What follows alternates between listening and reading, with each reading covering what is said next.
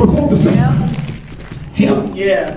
You want this guy? Come on. It's almost like the guy that's the last to get picked at the street football game. Right. Anybody know what that's like? The last one to get picked at the kickball game because they know that one can kick. He can't catch you. He can't do nothing. He just taking up space. But we can't just tell him to go home because it's his ball. Because if he go home, he got to take the ball with him. So we got to find some spot for the one that can't kick. We got to find a spot for the one that can't. Oh, thank you, Jesus, excuse me. So thus Jesse made the 7 sons pass before Samuel, and God had not chosen any of them. Now. The one that was ruddy, the one that was rough, the one that was dirty, the one that was smelly, that was the one that God wanted because God looked at his heart and saw that David had a worshiper's heart. Yes. See. He saw David. And see, David held on to the presence of God. He reached for the presence of God. That's one thing about David, is that we see that David reached for the presence of God. He reached for the presence of God. That's important. That's important to understand that David reached for the presence. He reached and requested. I'm sorry, not reached, but requested the presence of God. See, there's a difference between a reach and request. All right. He requested for the presence of God. I'm sorry. He requested for the presence of God. I don't want to jump too far ahead of myself, but let's just say, but God said, this is the one. God holds on to the one that holds on to him.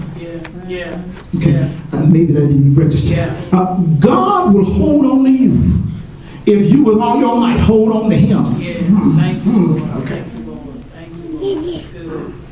1 Samuel 16 verse 17 said, so Saul said to the servants, provide me now a man who can play well. See, let me tell you something about David. David was a skillful musician. He didn't learn how to play in a school, but he learned how to play in worship. Oh my goodness. Oh God, I need you to get this, because David was such a skillful musician that he could change an atmosphere with his worship. Oh, wow. Jesus. See, I really believe that God is calling us in this ministry to be the type of ministry that atmospheres change at the sound of our worship. I'm not talking about us hitting the right notes. I'm not talking about us doing, but I'm saying that when someone from the well comes in the room, there's an atmosphere that changes. There's a shifting that takes place. There's a shifting that takes place because of the fact that one of us comes in the room. It don't take but one, because we've been with the Lord. Let me tell you why.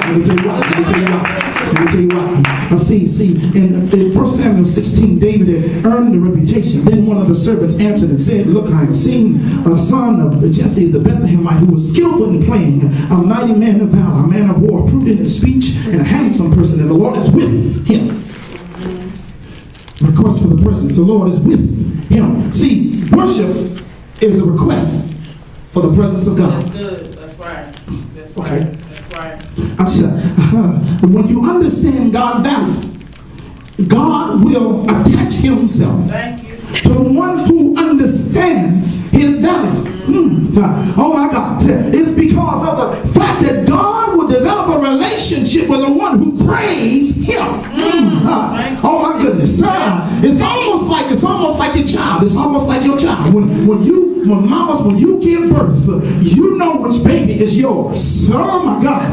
See, they might have other babies that look like yours, but there's something about the one that was in your womb for 9 months. You know which one is your baby. Therefore Saul sent the messengers to Jesse, send your son to me. Send your son David, who is with the sheep. King Saul had learned about the reputation of this one called David, and he knew that David could change the atmosphere with his worship.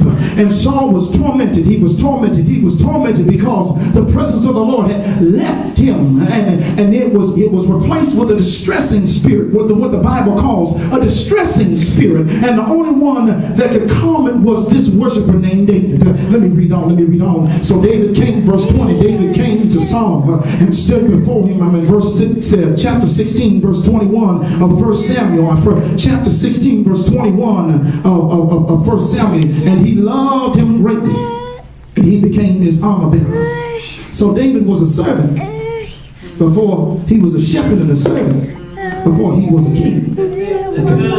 Now, see, the only way to even be made king or be made to reign over anything, you have to